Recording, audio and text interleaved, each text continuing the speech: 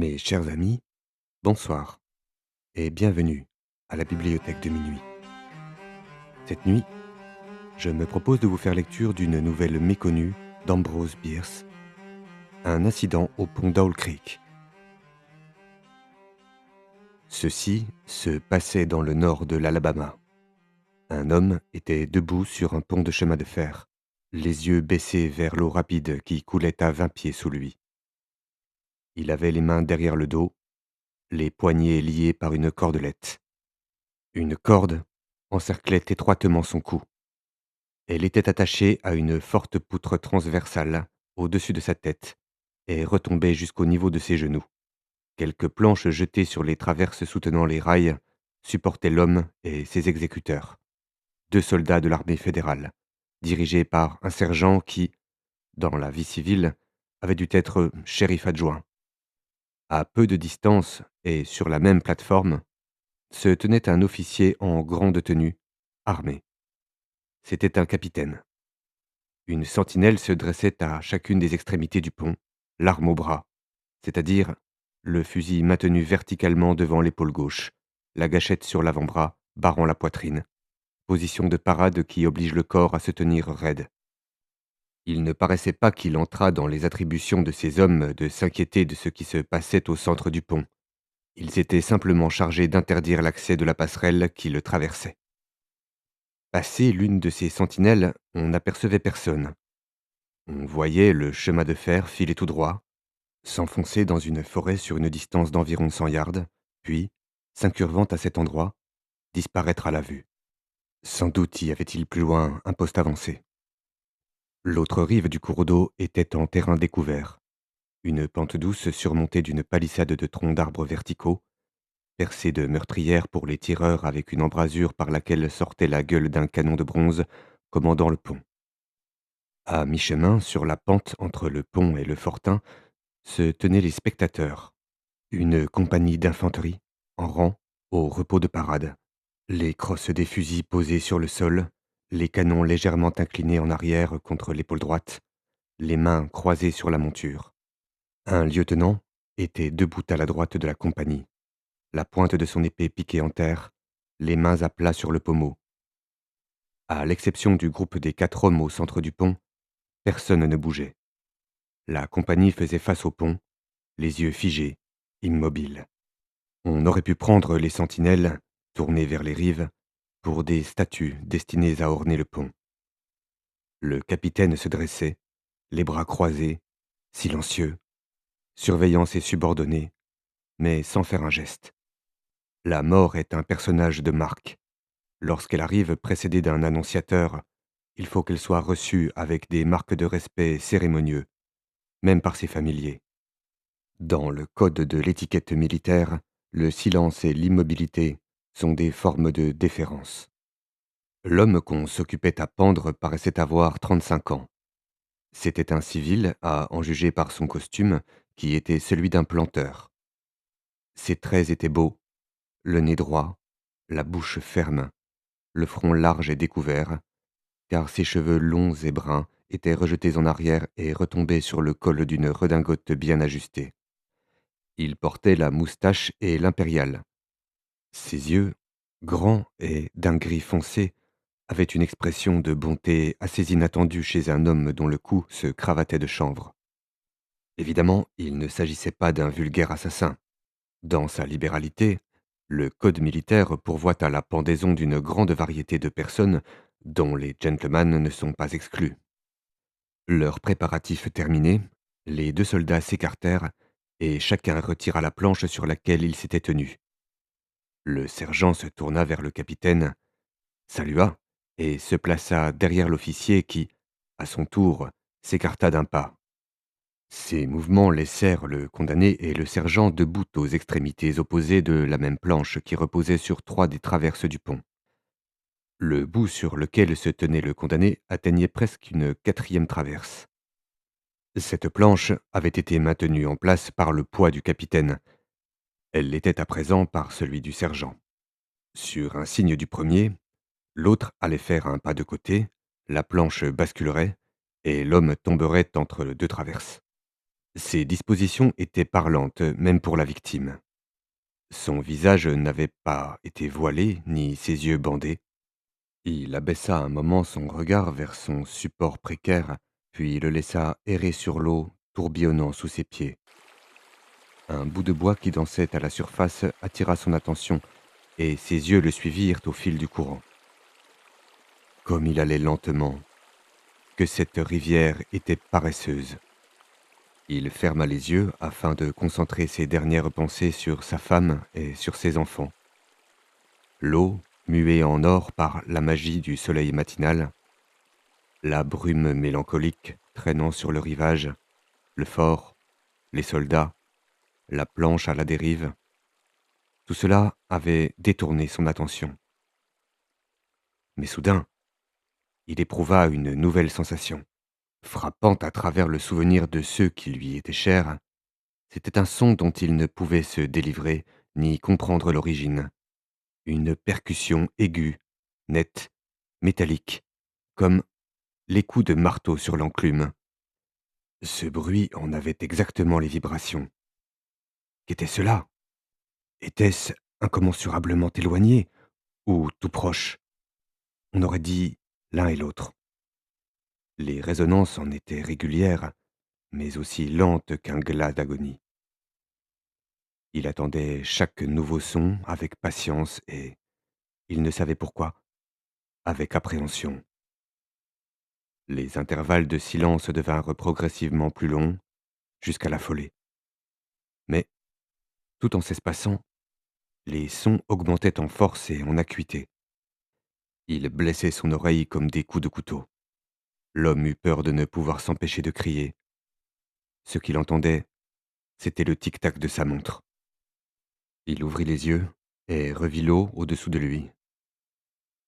Si seulement je pouvais libérer mes mains, pensa-t-il, je me débarrasserais du nœud coulant et je sauterais dans l'eau. En plongeant, j'esquiverais peut-être les balles et, en nageant vigoureusement, j'atteindrais la rive pour me jeter dans les bois et m'enfuir jusque chez moi. Ma maison, grâce à Dieu, est toujours en dehors de leur ligne. Ma femme et mes enfants ne se trouvent pas encore au pouvoir des envahisseurs. Comme ces pensées qui doivent être ici traduites par des mots passaient en éclairs dans le cerveau du condamné plutôt qu'elles ne s'y formaient, le capitaine fit un signe de tête au sergent. Le sergent s'écarta d'un pas. Peyton Farquhar était un planteur fortuné, d'une famille de l'Alabama, ancienne et hautement respectée. Propriétaire d'esclaves et, comme tel, politicien, il s'était naturellement trouvé sécessionniste du premier jour et ardemment dévoué à la cause du Sud. Certaines circonstances lui avaient formellement interdit de s'enrôler dans cette armée, vaillante mais malheureuse, dont la campagne s'était terminée par la chute de Corinthe, et il s'irritait de cette entrave inglorieuse, souhaitant ardemment de pouvoir libérer ses énergies, de trouver l'occasion de se distinguer dans la vie plus large du soldat. Cette occasion, il le sentait, devait se présenter, comme elle se présente à tous en temps de guerre. En attendant, il faisait tout ce qu'il pouvait. Aucune mission n'était trop humble pour qu'il ne l'acceptât. S'il pouvait par là aider le Sud, aucune aventure trop périlleuse pour qu'il ne s'y lançât. Si elle était compatible avec la dignité d'un civil qui était soldat de cœur et qui, candidement, et sans y regarder de trop près, appliquait le proverbe un peu facile que tout est permis en amour et en guerre. Un soir, que Farquhar et sa femme étaient assis sur un banc rustique près de l'entrée de leur propriété, un cavalier tout poudreux portant l'uniforme gris s'approcha de la grille et demanda à boire. Miss Farquhar se leva pour le servir elle-même. Pendant qu'elle allait chercher l'eau, son mari s'en quitte avec avidité des nouvelles du front.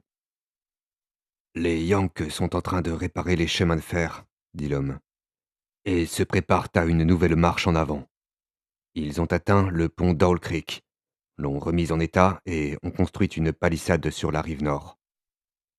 Le commandant a lancé un avis, qui est affiché partout, pour faire savoir que tout civil surpris à détériorer le chemin de fer, les ponts, les tunnels ou les trains sera pendu sans jugement. J'ai vu l'avis. À quelle distance se trouve le pont d'Owl Creek? À une trentaine de milles. N'y a-t-il aucun corps de troupe de ce côté-ci de la crique? Seulement un piquet posté à un demi-mille plus loin, sur le chemin de fer, et une seule sentinelle au bout du pont, de notre côté. Mmh. Supposez qu'un homme, un civil, candidat à la potence, réussisse à éviter le petit poste et, qui sait, à se débarrasser de la sentinelle, dit Farquhar en souriant. Que pourrait-il accomplir? Le soldat réfléchissait. J'étais là il y a un mois, répondit-il. J'ai remarqué que les inondations de l'hiver dernier avaient déposé une grande quantité de bois flottant contre la pile de ce côté du pont, qui est également en bois. Il est sec à présent, et brûlerait comme de l'étoupe. La dame avait apporté de l'eau. Le soldat but. Il remercia cérémonieusement, s'inclina devant le mari et s'éloigna. Une heure après, la nuit tombée, il repassa devant la plantation, galopant vers le nord, dans la direction même d'où il était venu. C'était un espion fédéral. Précipité à travers l'armature du pont, Peyton Farquhar perdit connaissance et fut comme s'il était déjà mort. Il sortit de cet état, après des siècles, lui sembla-t-il, par le fait de la souffrance que lui infligeait une pression violente sur la gorge, immédiatement suivie par une sensation d'étouffement. De vives, de poignantes douleurs semblaient fulgurer de son cou, de haut en bas, le long de toutes les fibres de son corps. Ces douleurs paraissaient jaillir comme de la lumière le long de ramifications bien définies et battre comme un pouls, périodiquement, avec une rapidité inouïe. On aurait dit des courants de flammes palpitantes. Il n'était conscient de rien, si ce n'est d'une sensation de plénitude allant jusqu'à la congestion. Aucune de ces sensations n'était accompagnée de pensée.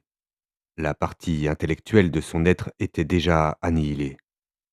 Il ne lui restait que la faculté de sentir, et sentir était un tourment. Il se rendait compte qu'il remuait. Enfermé dans un lumineux nuage dont il n'était que le cœur enflammé, sans substance matérielle, il se balançait suivant des arcs d'oscillation inconcevables, comme un vaste pendule. Puis tout à coup, avec une soudaineté terrible, la lumière qui l'enveloppait fut projetée en l'air avec le bruit que fait un gros jaillissement d'eau. Un rugissement terrifiant remplit ses oreilles et tout devint noir et froid. La faculté de penser lui fut rendue. Il comprit que la corde s'était rompue et qu'il était tombé dans l'eau. La sensation de strangulation ne s'était pas aggravée. Le nœud coulant serré autour de son cou le suffoquait et empêchait l'eau de pénétrer dans ses poumons. Mourir par pendaison au fond d'une rivière. L'idée lui sembla plaisante. Il ouvrit les yeux dans l'obscurité et vit au-dessus de lui un rayon de lumière. Mais combien distant, combien inaccessible. Il continuait à descendre, car la lumière devenait de plus en plus faible, jusqu'à n'être plus à peine qu'une lueur. Puis, elle commença à croître et à s'aviver, et il comprit qu'il remontait vers la surface. Il le comprit avec répugnance, car il se sentait très bien. Être pendu et noyé, pensa-t-il, cela n'est point si mal. Mais je ne souhaite pas d'être fusillé par surcroît. Non, je ne veux point être fusillé. Cela n'est pas de jeu. Il ne se rendait pas compte qu'il accomplissait un effort, mais une vive douleur au poignet l'avertit qu'il cherchait à dégager ses mains. Il prêta à cette lutte son attention, en quelque sorte avec un intérêt d'amateur, comme un badaud observe les tours d'un acrobate. Quel splendide effort! Quelle force magnifique et presque surhumaine! Ah! Voilà du beau travail, bravo! Les liens se relâchent, ses bras s'écartent et flottent au-dessus de sa tête. Il aperçoit vaguement ses mains de chaque côté dans la lumière grandissante. Il les regarde avec curiosité, tandis que, l'une après l'autre, elle s'agrippe à son col sur le nœud coulant. Elle l'arrache et le rejette furieusement, et il semble onduler comme un serpent d'eau. « Remettez-le en place! Remettez-le en place ! Il lui parut qu'il criait cela à ses mains, car à la suppression de son carcan avaient succédé les affres les plus horribles qu'il eût encore ressentis. Son cou lui faisait atrocement mal, son cerveau était en feu, son cœur, qui ne palpitait que faiblement, fit un grand bond, comme s'il cherchait à s'échapper de sa gorge. Son corps entier était torturé et tordu par une angoisse insupportable, mais ses désobéissantes mains ne prêtaient aucune attention à ses ordres. Elles battaient l'eau vigoureusement, à coups rapides, se dirigeant vers le bas, le forçant à gagner la surface. Il sentit sa tête émerger. Ses yeux furent aveuglés par la lumière du soleil. Sa poitrine se dilata convulsivement, et avec un suprême spasme d'agonie, ses poumons engouffrèrent un grand trait d'air qu'instantanément il rejeta dans un grand cri. Il se trouvait à présent en pleine possession de ses facultés physiques. Elles étaient, en vérité, surnaturellement avivées et alertes. Quelque chose dans la terrible perturbation de son organisme les avait exaltées et affinées à un tel point qu'elles enregistraient des détails de choses qu'auparavant il n'aurait jamais aperçues. Il sentait les rides de l'eau sur son visage et entendait les sons qu'elles produisaient en le frappant l'une après l'autre. Il tourna les yeux vers la forêt, distingua chacun de ses arbres, les feuilles et les vénules de chaque feuille, y aperçut même des insectes, des sauterelles, des mouches au corps brillant, de grises araignées tendant leurs toiles de rameau à rameau.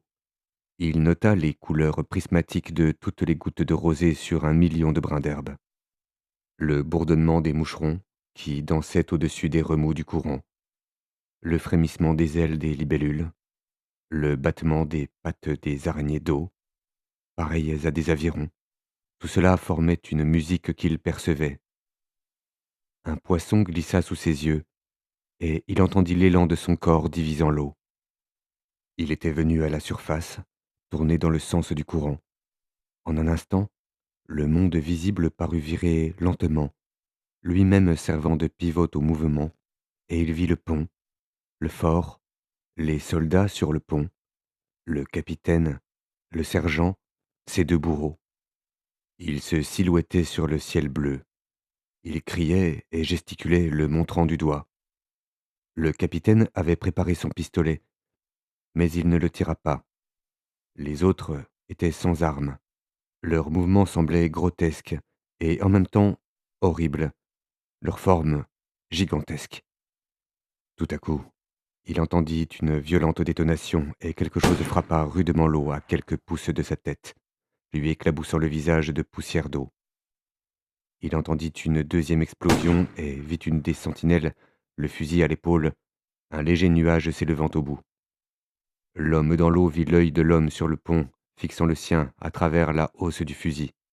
Il observa que cet œil était gris et se rappela avoir lu que les yeux gris étaient les plus perçants et que tous les tireurs célèbres avaient les yeux de cette couleur. Pourtant, celui-ci l'avait manqué. Un contre-tourbillon avait saisi Farquhar et lui avait fait faire un demi-tour. Il regardait à nouveau la forêt sur la rive opposée au fort.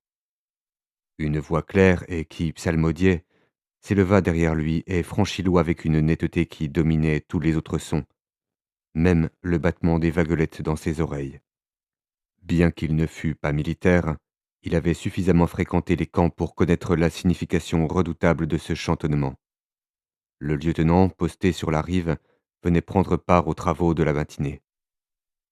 Avec quelle froideur, avec quelle intonation impitoyable et calme, imposant le flegme à ses hommes, tombèrent ces mots, cruels, à intervalles exactement mesurés.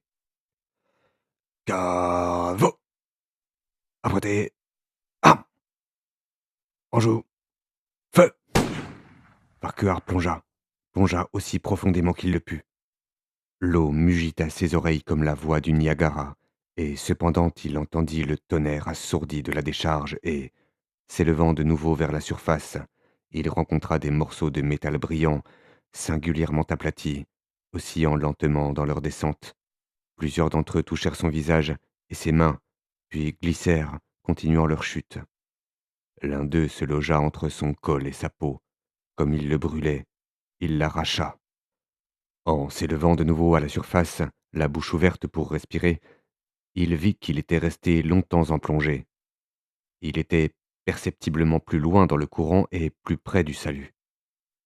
Les soldats avaient presque fini de recharger leurs armes. Les baguettes de métal brillèrent toutes à la fois dans le soleil lorsqu'elles furent retirées des canons des fusils, retournées en l'air et enfoncées dans leurs douilles. Les deux sentinelles tirèrent encore une fois, séparément et sans résultat. L'homme aux abois vit tout cela par-dessus son épaule. Il nageait à présent avec vigueur dans le sens du courant. Son cerveau était aussi fort que ses bras et ses jambes. Il pensait avec la rapidité de l'éclair. L'officier, raisonna-t-il, ne commettra pas une deuxième fois cette erreur de blanc-bec. Il n'est pas plus difficile d'éviter un seul coup de feu qu'une décharge. Il a probablement donné l'ordre à présent de tirer à volonté. Que Dieu m'aide, je ne puis les éviter tous. Un éclaboussement jaillit à 2 yards de lui, suivi par un son violent, tumultueux, décroissant, qui parut retourner au fort et y mourir dans une explosion dont la rivière elle-même fut agitée dans ses profondeurs. Une nappe d'eau jaillit, se recourbant sur lui, tomba sur lui, l'aveugla, l'étouffa. Le canon s'était mis de la partie. Comme le fugitif secouait la tête après la commotion, il entendit le boulet chanter en ricochant en avant de lui et puis, au loin, fracasser les branches dans la forêt. « Ils ne recommenceront pas, pensa-t-il. La prochaine fois, ils tireront à mitraille. Il faut que j'aie l'œil sur le canon. La fumée m'avertira. La détonation arrive trop tard. Elle traîne derrière le projectile. C'est un bon canon. » Soudain, il se sentit tourner en rond, tourner comme une toupie. L'eau, les rives, les forêts, le pont, le fort, les hommes, maintenant éloignés, tout se mêlait et s'estompait. Les objets n'étaient plus représentés que par leurs couleurs, des raies horizontales de couleurs. Voilà tout ce qu'il voyait. Il avait été pris dans un remous qui le faisait avancer en tournoyant dans une giration qui lui donnait le vertige et le rendait affreusement malade. Quelques instants plus tard, il était projeté sur le gravier au pied de la rive sud du cours d'eau, derrière un promontoire qui le cachait à ses bourreaux. Le brusque arrêt de mouvement, les écorchures d'une de ses mains sur les cailloux, lui rendirent les sens et il pleura de joie. Il plongea ses mains dans le sable, en jeta sur lui-même à poignée, et il bénissait ce sable à voix haute. Il lui semblait composé de diamants, de rubis, d'émeraudes. Il n'imaginait rien de plus beau. Les arbres de la forêt lui apparaissaient comme de gigantesques plantes de jardin. Il crut remarquer un ordre défini dans leur alignement.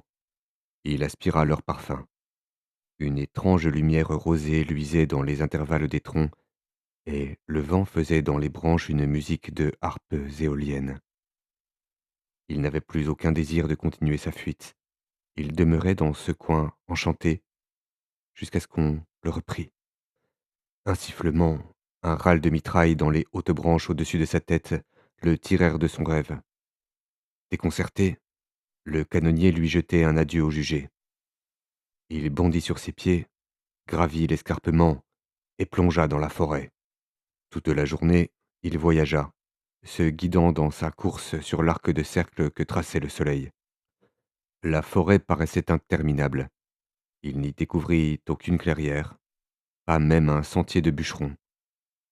Il s'étonnait d'avoir vécu dans une région aussi sauvage. Il y avait quelque chose de sinistre dans cette révélation. Au soir, il était fatigué, affamé. Il avait les pieds en sang. Le souvenir de sa femme et de ses enfants aiguillonna sa lassitude. Enfin, il rencontra une route. Elle allait le conduire dans la bonne direction. Il le savait. Cette route était large et droite comme une rue citadine, et pourtant, il semblait que nul n'y voyageât jamais. Aucun champ ne la bordait, aucune habitation. Nul aboiement de chien qui suggéra la présence d'une demeure humaine. Les troncs noirs des arbres formaient une paroi rigide des deux côtés, se terminant en pointe à l'horizon, comme un diagramme de perspective. Au-dessus de sa tête brillaient de grandes étoiles d'or d'un aspect inconnu. groupées en d'étranges constellations. Il était persuadé qu'elles étaient disposées dans un ordre qui avait une secrète et maligne signification. La forêt était pleine de bruits singuliers parmi lesquels, une fois, deux fois, plusieurs fois, il entendit des murmures proférés dans une langue inconnue. Son cou lui faisait mal et, y portant la main, il le trouva horriblement enflé. Il devinait un cercle noir à l'endroit où la corde l'avait meurtri. Il se sentait les yeux congestionnés. Il ne pouvait plus les fermer. Sa langue était gonflée par la soif. Il en soulagea la fièvre en la projetant hors de sa bouche dans l'air froid. Quel doux tapis de gazon dans cette avenue inexplorée. Il ne sentait plus la route sous ses pieds. Sans doute, malgré sa souffrance, s'était-il endormi tout en marchant, car à présent, il assiste à une scène inattendue. Peut-être a-t-il eu simplement le délire. Il se tient devant la grille de sa maison. Tout est là, comme il l'avait laissé. Tout brille dans la lumière du matin. Il doit avoir voyagé toute la nuit. Comme il pousse le battant de la grille et entre dans la large allée blanche, il aperçoit un frémissement de vêtements féminins. Sa femme, douce et fraîche, à l'aspect reposé, descend de la véranda et vient à sa rencontre. Au pied des marches, elle l'attend, avec un sourire de joie ineffable, dans une attitude inégalable de grâce et de noblesse. Comme elle est belle. Il s'élance vers elle, les bras ouverts. Il va l'étreindre. Alors, il reçoit un choc étourdissant sur la nuque. Une aveuglante lumière blanche flamboie autour de lui. Un bruit éclate, pareil à un coup de canon. Puis, tout devient obscurité et silence. Peyton Farquhar était mort. Son corps, le cou rompu, se balançait doucement sous les poutres du pont d'Owl Creek.